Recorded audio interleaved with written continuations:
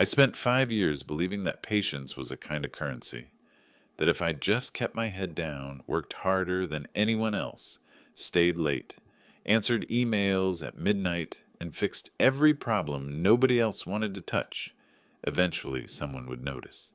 Eventually my turn would come. I told myself that loyalty had gravity, that if I anchored myself to this job long enough, the future I wanted would pull toward me. But here's the part I've never said out loud.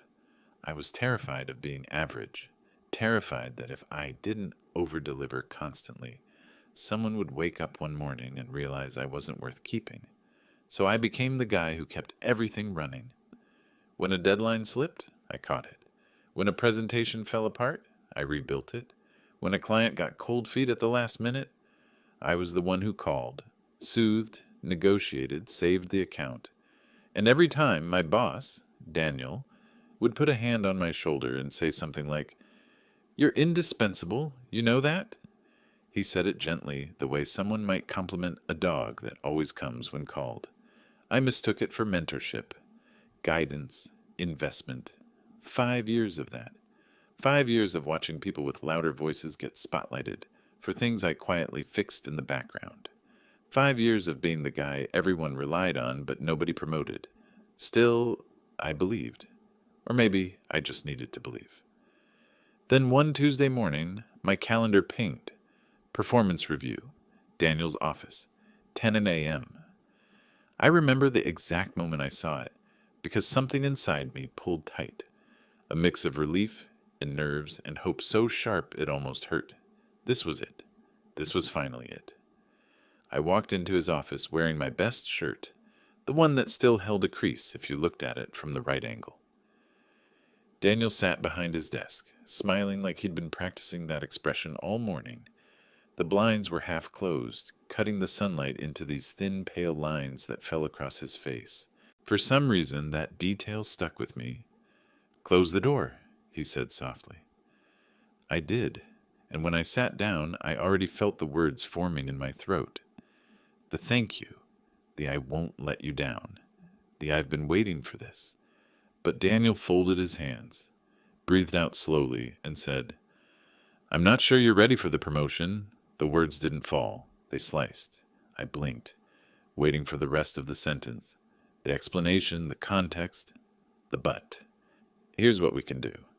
Instead, he continued, almost apologetically, "You're reliable, absolutely. No one works harder than you, but leadership, it requires presence, confidence, influence, and lately I've been seeing more of that from Ethan. Ethan, the new guy, 6 months in, the one whose biggest contribution to the team so far was a color-coded spreadsheet that looked pretty but broke every formula when you touched it." I stared at Daniel, waiting for the joke. There wasn't one. "I want you to keep focusing on what you're good at," he added. "Stability, support. The team really depends on you in that role. Support, role, stability, not growth, not direction, not leadership. Support." That was the moment something in me cracked. Not loudly, not visibly, more like the sound of ice shifting under snow, quiet but irreversible. I forced my voice to stay even. "So, the promotion goes to Ethan?" Daniel nodded with this gentle, almost sympathetic expression, like he genuinely believed I should be proud of the decision. "He just has that spark, you know? The presence. But don't take it personally. You're extremely valuable. We just need you right where you are. Right where I am. 5 years, and that's all it amounted to. A pat on the head and a reminder to stay in my place." I walked out of his office feeling hollow, like someone had scooped out the center of my chest and filled it with cold air. People glanced at me as I passed. A couple smiled, one waved, and I tried to rearrange my face into something human. I sat back at my desk, opened my laptop, stared at the blinking cursor. My hands were steady. My breathing was steady. But something deeper, the thing that kept me loyal, patient, hopeful, that part wasn't steady at all. For the first time in 5 years, the thought slipped in quietly, almost politely. "I think I've been played." And that thought didn't leave. It didn't fade. It didn't soften. It grew teeth. I didn't explode. That's the part people always expect when I tell this story. They picture me storming back into Daniel's office, slamming my badge on the desk, telling him exactly what I think. I didn't. I went back to my desk. I answered emails. I updated a project tracker. I said no problem 3 times that afternoon. My body stayed on autopilot. My brain didn't. On the way home, I replayed the last 5 years like someone scrubbing through security footage, looking for the moment the crime happened. There was the time I stayed until 1:30 a.m., finishing a client deck after Ethan forgot to update the numbers. Next morning, Daniel brought donuts and said, "Huge thanks to the team, especially Ethan for leading the presentation. I remember clapping too. For Ethan, for the work I did. There was the quarter where I picked up Sarah's accounts while she was on leave, kept all of them, hit 130% of my target." At my review, Daniel said, "It's good to know we can count on you when things get busy," then gave the stretch assignment to someone else. There was the offsite where I ran the logistics, booked the venue, made sure every slide was in order, every name tag printed, every cable packed. Daniel stood up and opened with, "Thanks to everyone for making time today. Ethan will walk us through the vision." I sat in the second row and watched Ethan present bullet points I'd written. And for 5 years, I translated all of that as, "They trust me. They need me. My time will come." Sitting in traffic that day, watching the red glow of brake lights stack up in front of me, it hit me in one clean, undeniable line. They didn't promote me because I was too useful exactly where I was. At home, I dropped my keys in the bowl and just stood there for a second in the dark entryway. The apartment felt like a storage unit for my exhaustion.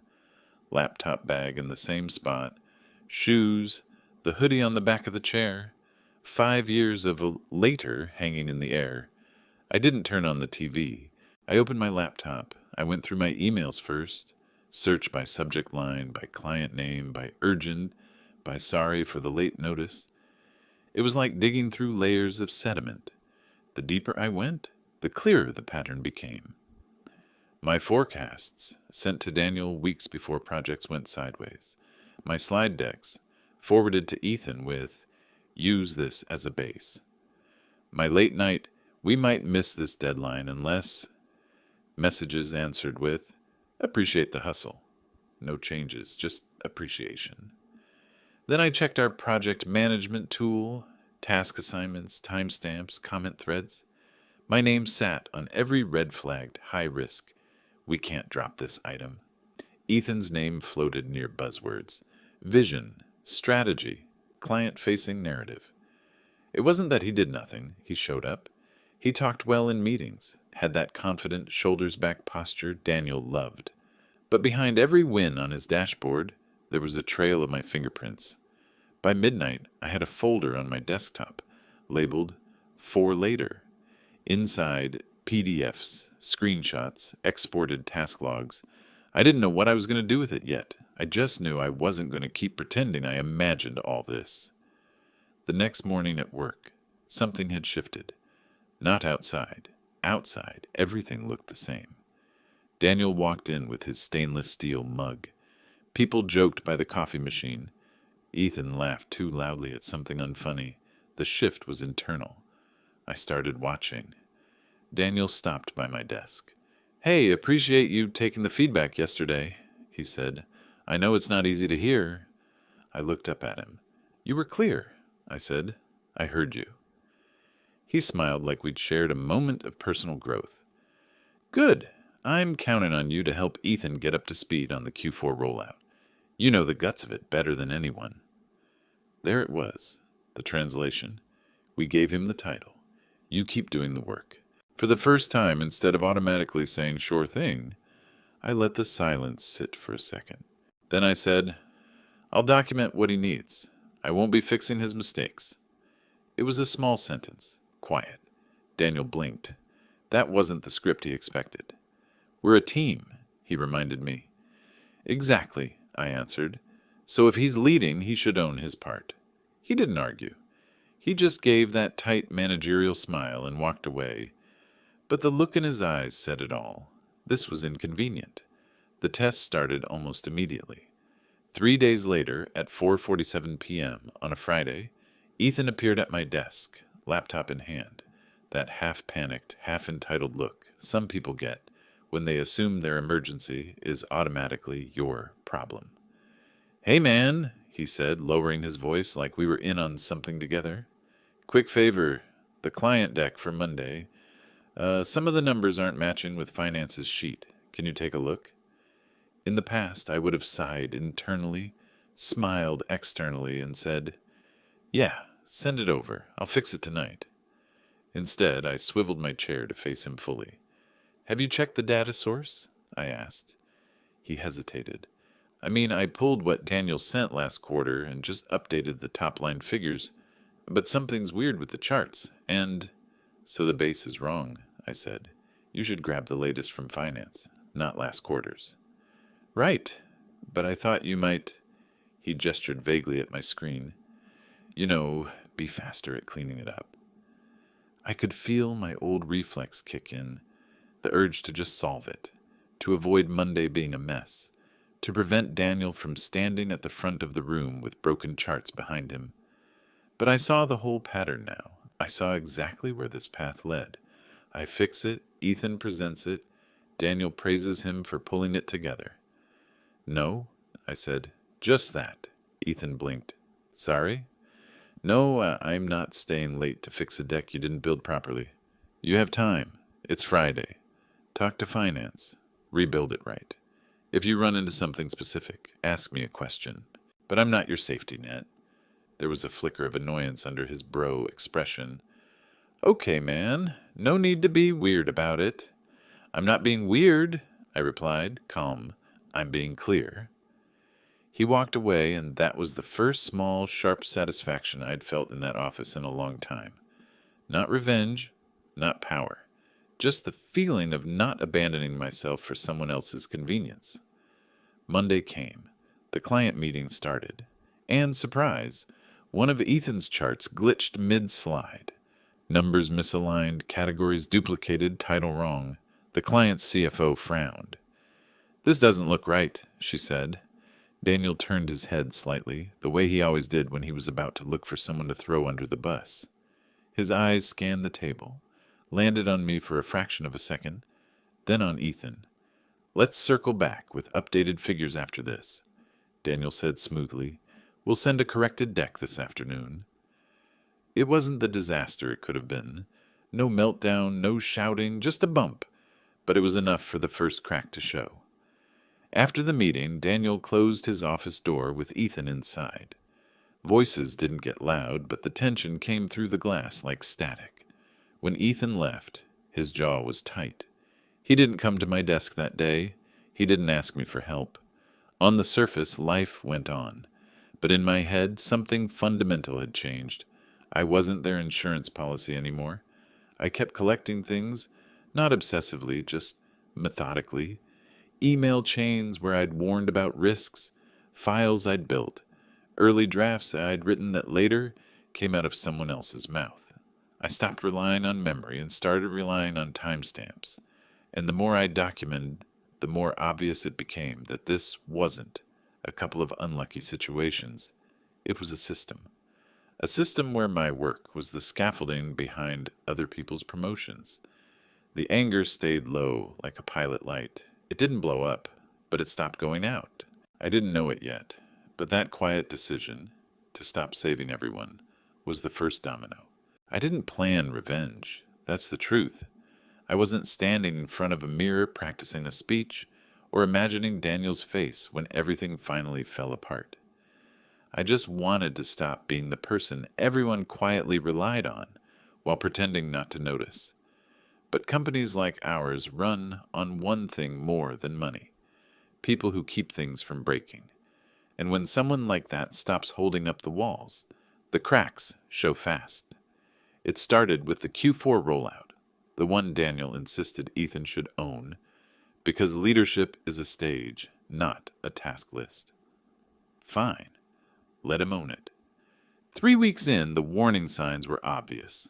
Wrong timelines, wrong vendor quotes, missed follow-ups, deliverables uploaded to the wrong folders. But Daniel wasn't watching that. He was watching how confidently Ethan talked in meetings, how he made eye contact, how he summarized things other people wrote. Confidence is a hell of a trick when the room wants to believe it. Still, I kept my promise. I answered questions, but I didn't fix his mistakes. Not quietly, not invisibly, not sacrificially. And that's when chaos started breathing down the hallway. The project review meeting, Thursday, 3 p.m. Everyone was there. Operations, finance, client relations, even 2 VPs who normally didn't care unless something was on fire. Ethan plugged in his laptop, smiling like a man who thought the match was already won. Daniel sat with his arms crossed, this proud little tilt to his chin. Slide 1, fine. Slide 2, fine. Slide 3, wrong numbers. Slide 4, misaligned forecast. Slide 5, a vendor deadline that had passed 9 days ago without any submitted materials. The room shifted, not loud, just a subtle tightening, the kind of silence that has weight. Ethan, one VP said slowly, why does this timeline show deliverables that haven't been started? Ethan froze, then glanced, stupidly, predictably, at Daniel. Daniel didn't blink. We're all eager to hear your explanation. That's when Ethan's survival instinct kicked in. He looked at me. It's because some of the data came from Grant, and... No, I said, calm, before he could finish. It didn't. The VP turned to me. Grant, do you have visibility on these items? Yes, I said, and kept my voice level. Every risk in this project was flagged 6 weeks ago, in writing. Daniel straightened a little. I don't recall seeing anything severe enough to... It's in your inbox, I said. Would you like me to pull up the email? I didn't raise my voice. I didn't sound emotional.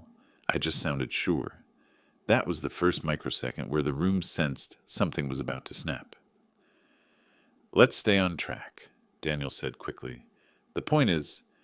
I interrupted him, not loudly, just cleanly. The point, I said, is that these mistakes weren't invisible. They were ignored. A thin, sharp quiet fell. Everyone felt it. I opened the folder I'd been building for weeks. Printed logs, screenshots, email chains, risk assessments, everything with dates, everything verifiable. I slid the stack across the table. Here's every warning, I said. Here are the timelines I proposed when the original ones were unrealistic. Here are the vendor messages asking for clarification that were forwarded to Ethan and never answered. Here are the client notes that were marked handled, but weren't. Daniel stared at the stack like it was a bomb. Ethan swallowed hard. Grant, man, come on. This is your project, I said. If you need my name on it, it means you weren't leading it. Everyone saw it. Everyone. Even the people who'd spent years pretending not to. The VP flipped through the documents, frowned, then looked at Daniel. Why weren't these escalated? Daniel opened his mouth, and nothing came out. Not wisdom, not excuses, not authority, just air. And then came the silence, the kind of silence that means something has fundamentally broken. For 5 years, I'd been the person Daniel leaned on, the one who saved him from embarrassment, from consequences, from his own blind spots. For the first time, I didn't catch him, and he fell. Let's take a break, the VP finally said. We need to discuss next steps. People stood. Chairs scraped. No one looked at Daniel. No one looked at Ethan either. But they looked at me, not with pity, not with surprise, with clarity. I walked out of the room before anyone could say anything else.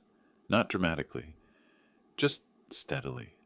Like someone moving out of a house he no longer lives in. When I reached my desk, I sat down, breathed once, and felt something inside me unclench. I wasn't the hero anymore. I wasn't the guy who saved everyone. I wasn't the quiet backbone of a system built on my compliance. That afternoon, something ended, and something else finally began. I didn't stay for the fallout. That was the first real freedom I'd felt in years. I went back to my desk, opened a blank document, and typed my resignation letter. Not angry, not emotional, just factual, precise. The way you'd write instructions for someone replacing a broken component. By the time I finished, an email popped up from HR. Please come to conference room B. The wording told me everything. Not, can we talk? Not, Daniel asked to meet with you. Not even, we want to clarify the situation. Conference room B was where they handled structural damage. Inside were two VPs, HR and Daniel, sitting too straight, face too controlled, the look of a man who knew the floor had shifted, but was still pretending it hadn't. Grant, one VP began, we reviewed the documentation you provided. Thank you for bringing it to our attention. Daniel didn't look at me. He looked at the table, like he was waiting to wake up from a dream. We're initiating an internal investigation, the VP continued, and effective immediately, leadership responsibilities for the rollout have been reassigned. Reassigned. They didn't say to whom. They didn't need to. I placed my resignation letter on the table. This is effective in 2 weeks, I said. Daniel's head jerked up. Grant, wait. We can resolve this. There's nothing to resolve, I replied. You made your decision 3 weeks ago. HR skimmed the letter. The VP exhaled like someone watching a door close they wish they'd opened sooner. Grant, the other VP said, we'd like to discuss a counteroffer. No.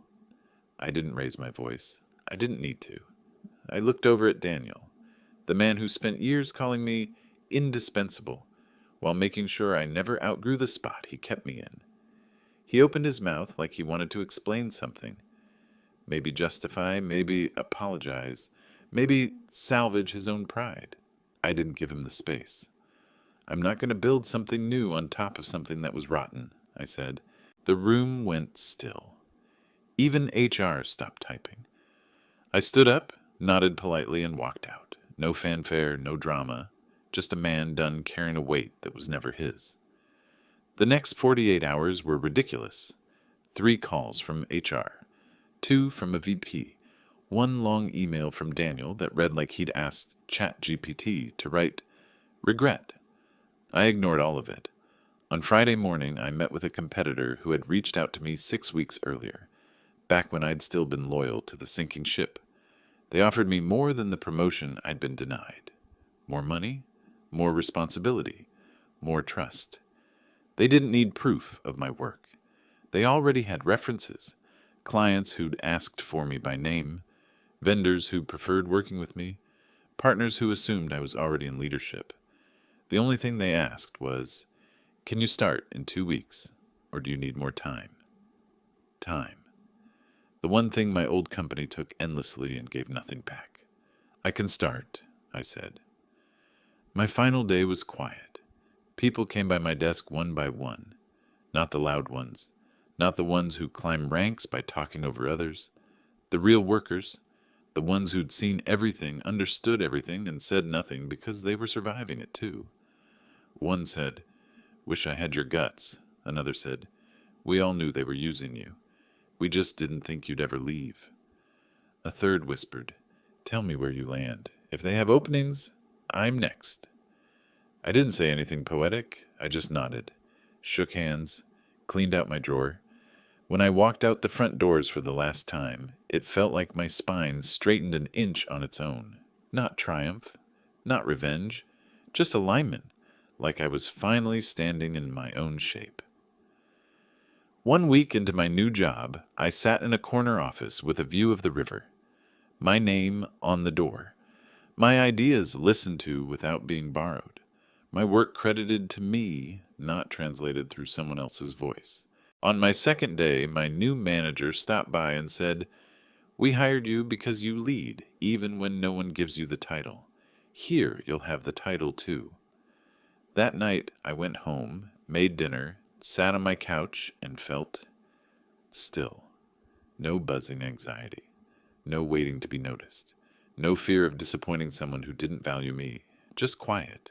Just ownership of my own life. People think satisfaction is loud, like a movie ending with fireworks. But real satisfaction, it's the sound of nothing collapsing when you finally walk away. I closed the chapter on a place that mistook my loyalty for permission, and I stepped into a life where I didn't need anyone's permission to be worth more.